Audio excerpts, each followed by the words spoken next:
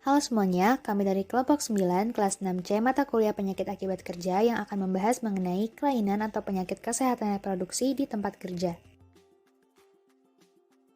Kami beranggotakan Fania Zara Putri, Abdullah Hamdan Wafi, dan juga Fahli Rashid. Nah, sebelum lanjut ke pembahasan, video ini sudah mendapat persetujuan untuk dapat disebarluaskan. Pada materi kali ini, kita akan membahas mengenai analisis kasus, faktor bahaya dan risiko, konsep pencegahan, rekomendasi kelompok, dan juga kesimpulan. Yang pertama adalah analisis kasus menggunakan 5W1H. Yang pertama adalah what, yaitu paparan kerja BPA yang menyebabkan disfungsi seksual pada pekerja. Who, siapa yang terkena dampaknya, yaitu pekerja pria dan wanita, khususnya pria. When atau kapan, yaitu kasus diambil dari 2 penelitian yang dilakukan pada tahun 2010 dan juga 2018.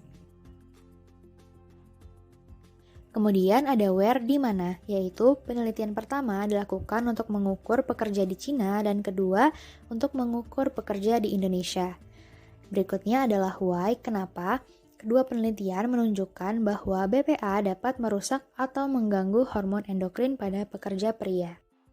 Berikutnya adalah how atau bagaimana mekanisme kasus yang terjadi. Yang pertama, BPA atau bisphenol A dapat ditemukan dalam plastik polikarbonat dan beberapa pelapis kaleng makanan dan minuman. Yang kedua, BPA dimungkinkan dapat masuk ke dalam tubuh pekerja bersamaan dengan makanan yang dikonsumsi, apalagi jika tidak mencuci tangan sebelum makan dan minum terlebih dahulu.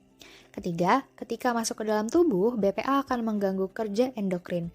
BPA juga mengganggu regulasi hormon normal. Yang keempat, BPA akan bekerja seperti hormon seks wanita, yaitu estrogen, dan dapat mengganggu hormon androgen yang ada pada pria. Itulah mengapa kedua penelitian ini berfokus pada pekerja pria. Kelima, BPA juga menghambat aktivitas aromatase, yaitu enzim yang mengubah testosteron menjadi estradiol. Yang keenam, ketika terbacaan BPA tinggi secara konsisten, pekerja dapat mengalami disfungsi seksual dan berkurangnya libido atau hasrat seksual, kesulitan ereksi, kesulitan ejakulasi, serta berkurangnya kepuasan seksual. Hal ini dikarenakan karena BPA tadi bekerja sebagai hormon wanita yang ketika pada pria kadarnya tinggi akan menyebabkan disfungsi seksual pada pria. Baik, selanjutnya kita akan masuk ke dalam faktor bahaya dan risiko pengaruh BPA terhadap sistem reproduksi pria. Apa itu BPA? Bisphenol A atau BPA merupakan senyawa sintetis organik yang pertama kali dikenal sebagai estrogen sintetik pada tahun 1930-an.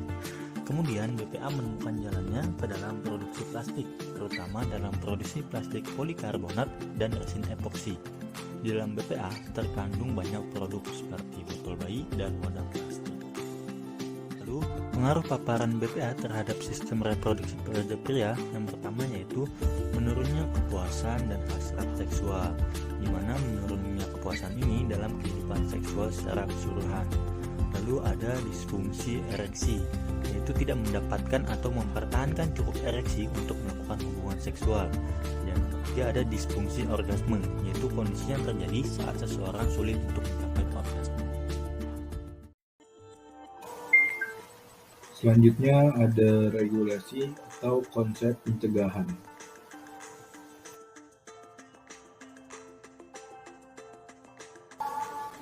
Iya, selanjutnya ada beberapa regulasi.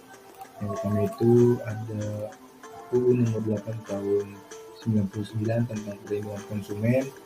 Selanjutnya ada UU nomor 18 tahun 2012 tentang pangan dan UU nomor 32 tahun 2002. Akan tetapi UU nomor 32 tahun 2002 ini sudah digantikan dengan UU nomor 35 tahun 2014 yang memberikan penekanan pada aspek pemanfaatan untuk melindungi kesehatan masyarakat.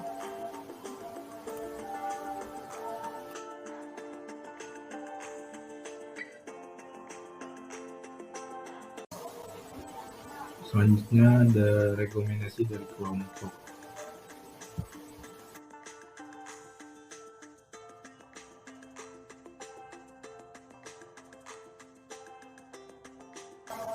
Rekomendasi dari kelompok itu ada 3 poinnya teman-teman. Yang pertama ini ada eliminasi, menghilangkan bahan tersebut agar bisa dikonsumsi lebih aman lagi.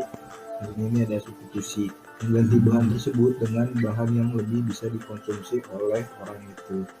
Yang terakhir ini ada administrasi, membuat kebijakan terkait pemakaian bahan tersebut agar pekerja atau orang yang minum bisa lebih aman.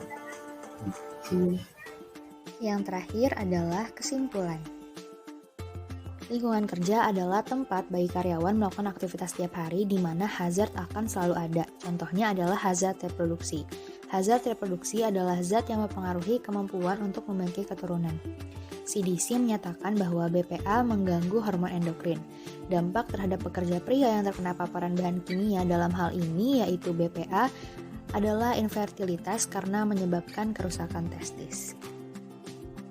Cara untuk mengurangi risiko pekerja dari hazard reproduksi adalah dengan meminimalkan atau mencegah paparan bahan kimia yang dicurigai berbahaya ataupun yang sudah pasti berbahaya. Pengusaha juga memiliki tanggung jawab untuk melindungi para pekerjanya dan pekerjanya juga harus mengambil langkah-langkah pencegahan untuk memastikan keselamatannya. Sekian video penjelasan dari kelompok kami, terima kasih.